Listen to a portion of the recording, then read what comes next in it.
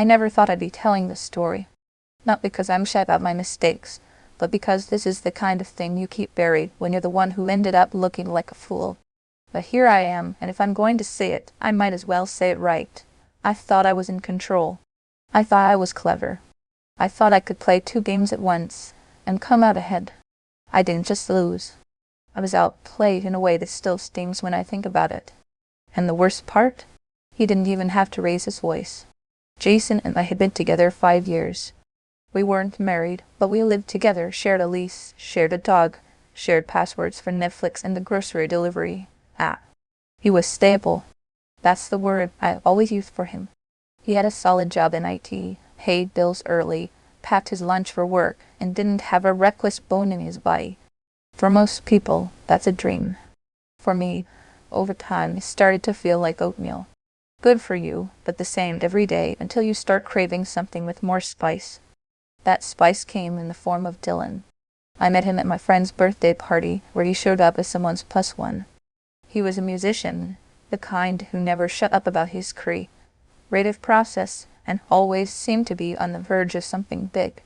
He had tattoos up his arms, a smirk that looked like it belonged in a movie, and a way of leaning in when he talked to you that made the rest of the room disappear. I told myself it was just harmless flirting. Then it turned into late night messages.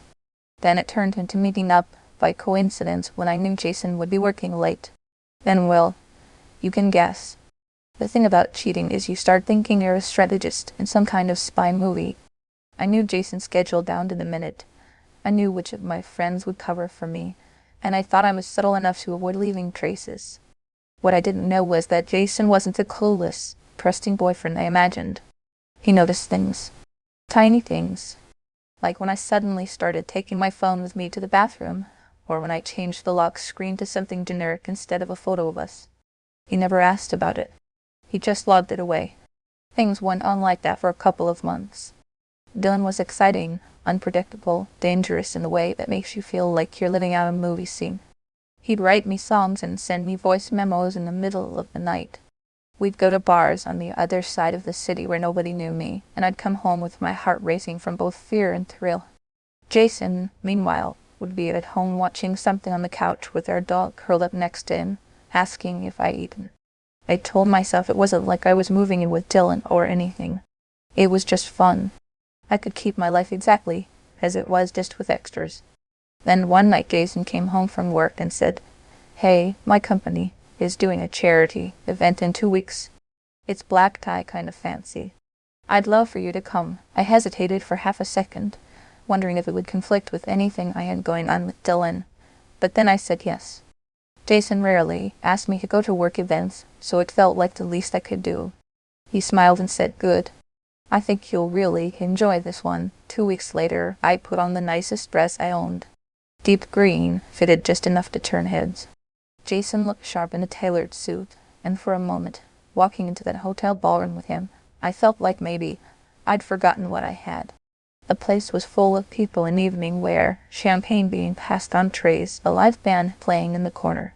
Jason introduced me to his coworkers, all of whom seemed to like him a lot. They made little comments about how lucky I was and how Jason was the best guy in the office. I smiled, played the part, and sipped my champagne. Dinner was served, speeches were made, and I thought the night was winding down when Jason suddenly excused himself and walked up to the stage. He took the microphone from the event organizer and thanked everyone for coming. Then, with the smoothest transition I'd ever seen, he said, "Before we wrap up, I want to take a moment to acknowledge something personal.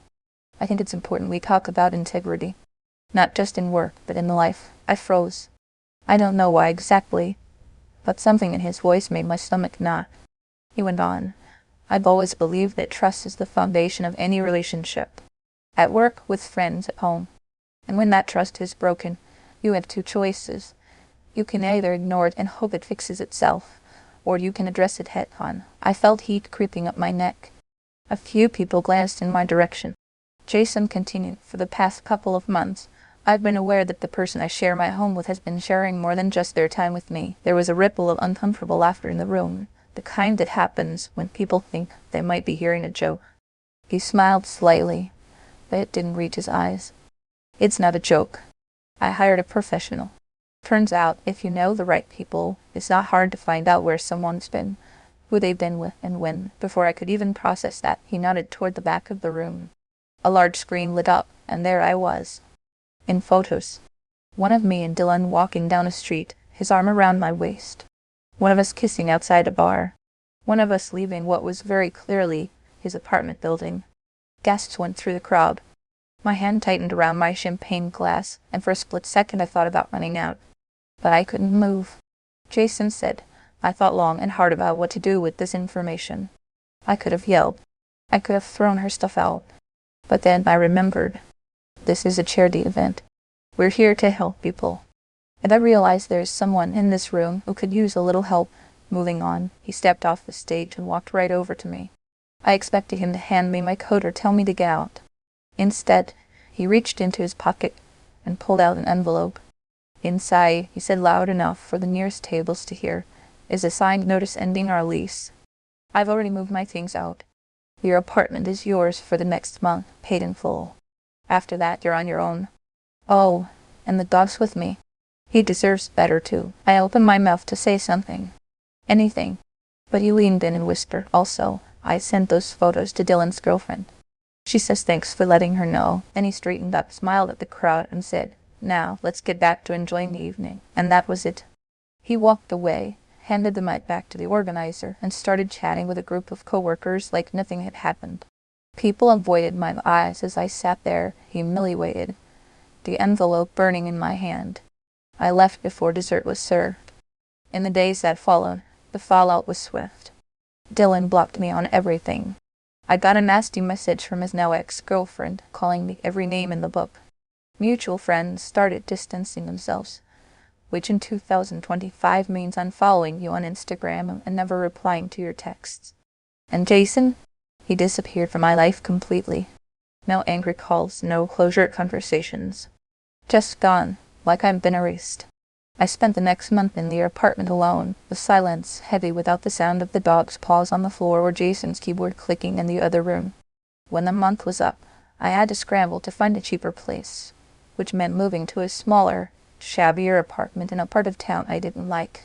The green dress went to the back of the closet, and I couldn't look at it without feeling my face heat up. Sometimes I wonder if Jason planned it all from the moment he suspected something. The patience it must have taken to quietly collect evidence, to wait for the perfect public setting, to deliver his speech in a way that made him look composed, and me look like a cautionary tale. That's the part that still gets me. Not just that he caught me, but that he made sure he won. There was no shouting match, no chance for me to spin the story. He controlled the ending, and in doing so, he took away my ability to pretend it hadn't been that bad. People love to say revenge is petty, that it doesn't solve anything. Maybe they're right in general. But in this case, Jason's revenge was clean, surgical. He walked away with his dignity intact, his head high, and the dog he loved. I walked away with a month's rent and a reputation in pieces. And even though I'll never admit it out loud, part of me respects him for it. He didn't just win. He made sure I knew exactly how and why he won. And that, I've learned, is the kind of victory that lasts.